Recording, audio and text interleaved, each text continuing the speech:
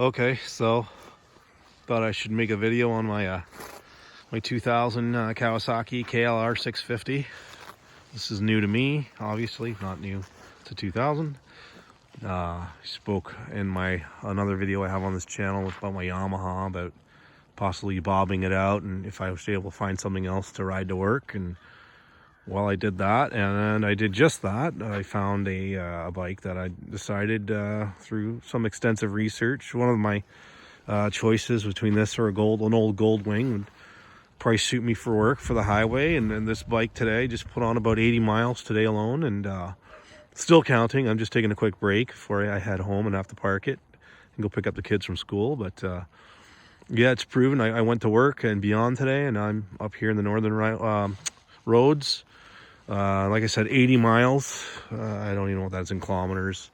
150 clicks or something today.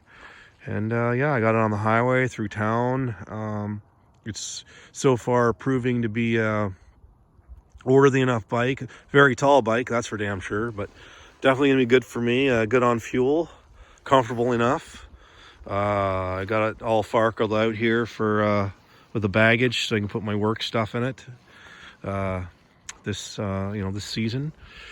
I guess I could talk a little bit about it. I'm going to be removing all these stickers and all this jazz that's on it on the bottom here, the Sunstar, the whatever, everything, the Shinko. It doesn't even have Shinko tires on it anymore. Just everything that's on. I've already started removing some of the stickers. The RK, like I don't even know if that's an RK chain or those are Sunstar sprockets, but I'm just gonna plane it out, make it just basically just get it looking the way I think it should. Start it from fresh in my possession. But a little background story. A fella bought it about I guess September of 22. He rode the hell out of it all through the end of the season where he's from, and parked it, and don't think it was for him. A little tall, a little bulky. He's got those big tank on it for touring, going far. But it just wasn't for him. I don't know what his true story was. He said he needed money, but then halfway through the deal we were talking, he said, "Oh, you had to replace the bike with whatever he sold us with." It's like, whatever. I don't care. It's not my business. It's just trying to get a feel for the guy and the bike. But you never get the full truth on anything. But it just wasn't for him. It's got like kind of a semi-dirt rear tire on it. It's got a bit of a street tire on the front. It wasn't for his trail purposes, and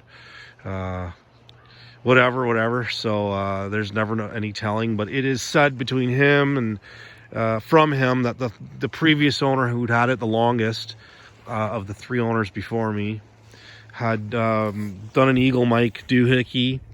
He had done a suspension upgrade. I'm going to point right there. I don't know how to compare it to another one. I've never been on a KLR before, but it's not very soggy. It's pretty firm, so I believe it. The previous owner to the last put on this little stabilizer on the shocks. Did a braided hose on the front brakes. That is a braided hose. Let's get my finger in here. There.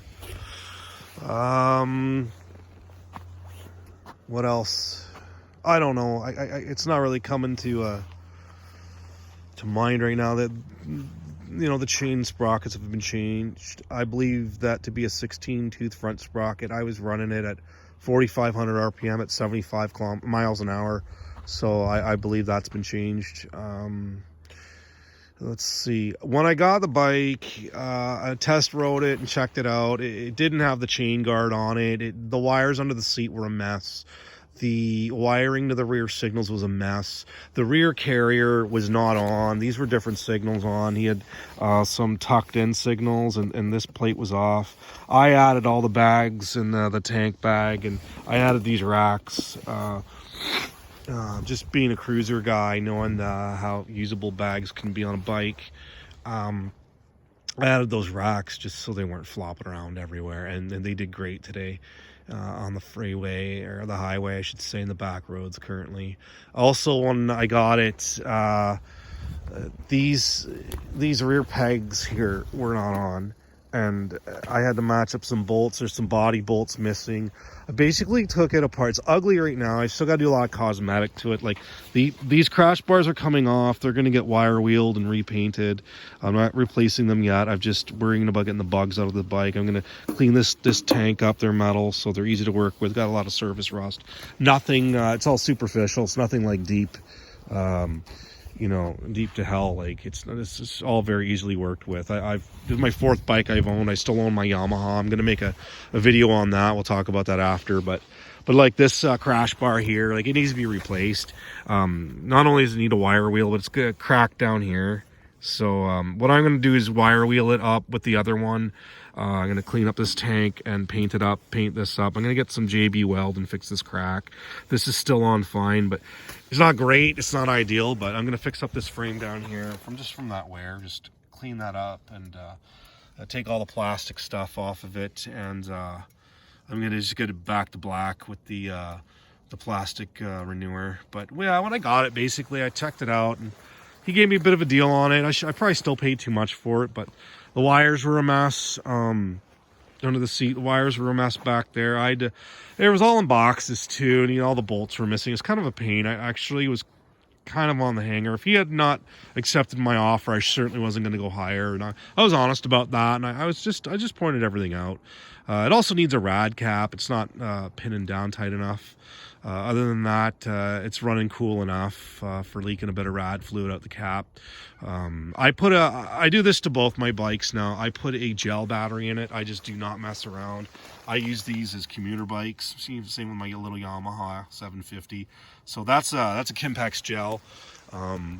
But I mean, when you get a bike this old, same with my 88 Yamaha, like you got to go through them anyways. You should really look through them. Look at the wire. Look what you're dealing with. You don't want any surprises when you're out there. Another thing, he sold it to me. The original clutch cable was frayed. It was all crunchy sounding when you pulled the clutch. And I was thinking, what the heck is doing that, right? And it was all flopping around, whereas it's much better now. And they had a second clutch cable going to it, which I didn't point out to him, but it was bigger. It wouldn't fit. I said, what's that for?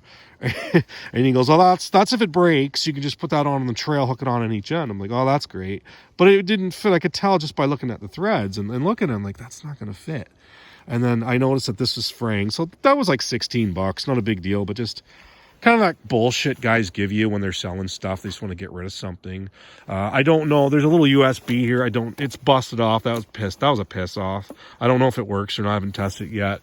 I will say this Oxford hand grip warmers, they do work. I've been using them today. They came on. It takes a little time to warm up. They work very well. Happy with that. That's great. And that came in really handy today. It's only it's like 4 or 5 degrees today, above zero. So, but, overall, I've learned to put the bike together. What sucks is when you get a bike that's like half pieces and boxes, you don't know. You got to figure out what way things go. That's the worst part. It's not like you get a complete bike.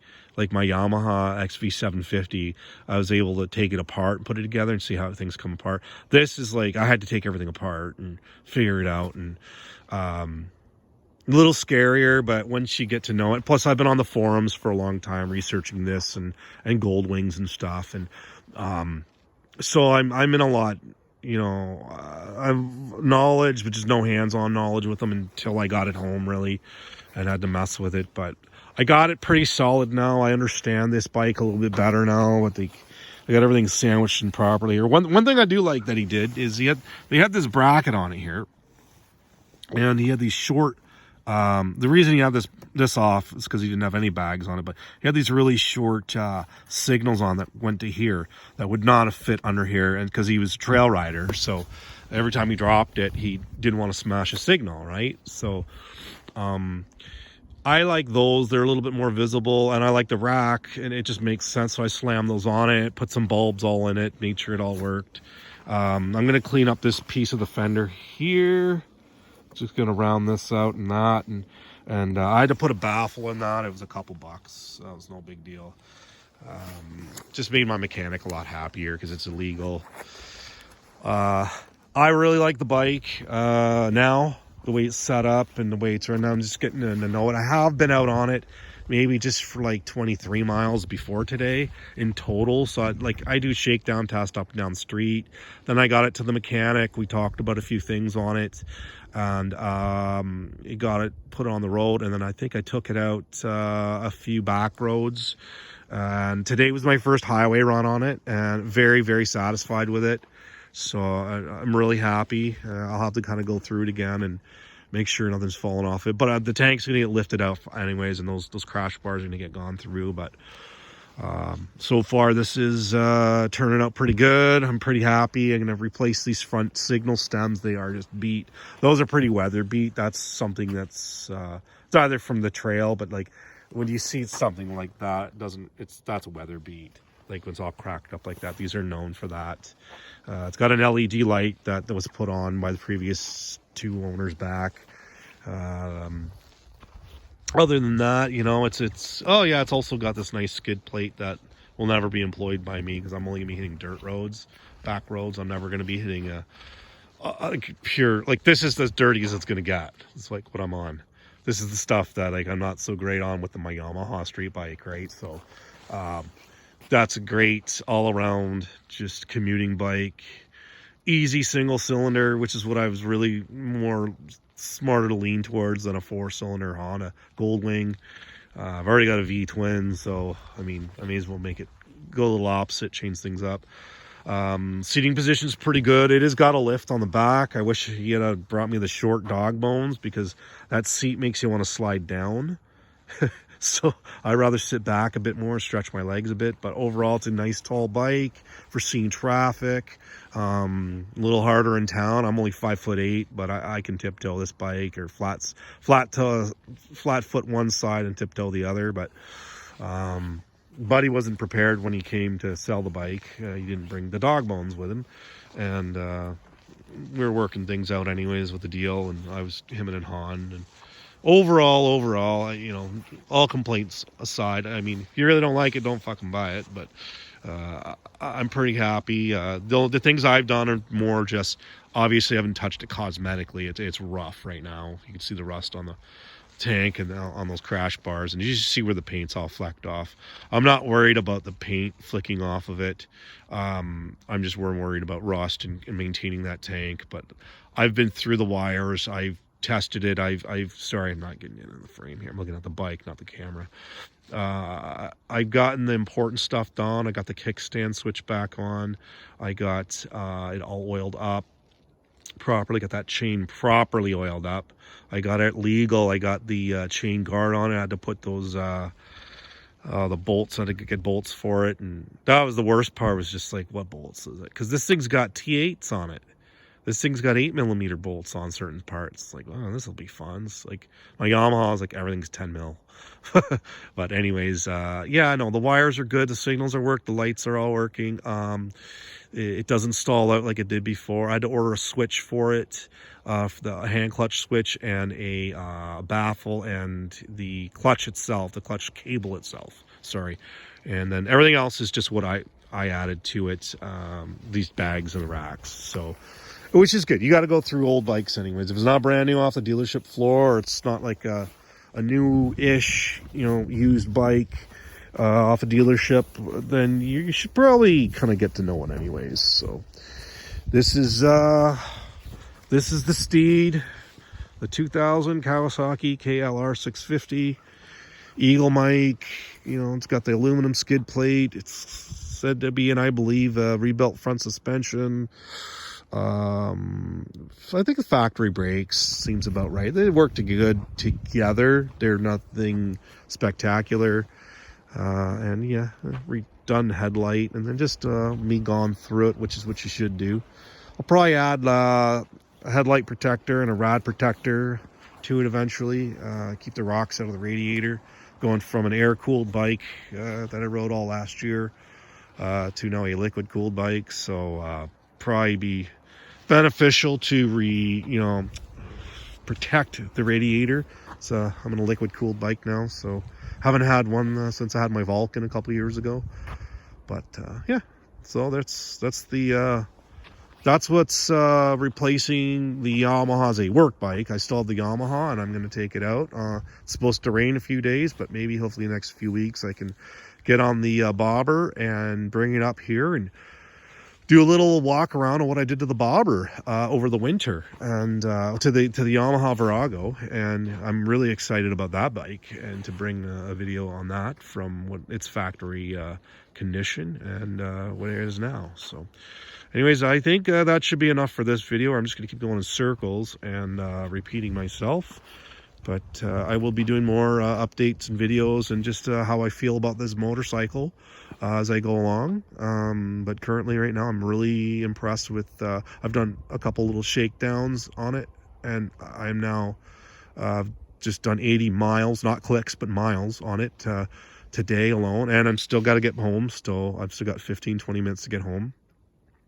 So I'm very impressed with it, and I will go through it tomorrow. It'll be raining tomorrow, so I'm going to go through it. And but yeah, so that's it. I'm going to wrap it up. Any questions, leave a comment, and I will get to you with my limited knowledge on this motorcycle. Yeah, leave the comments where they go, and thanks for watching.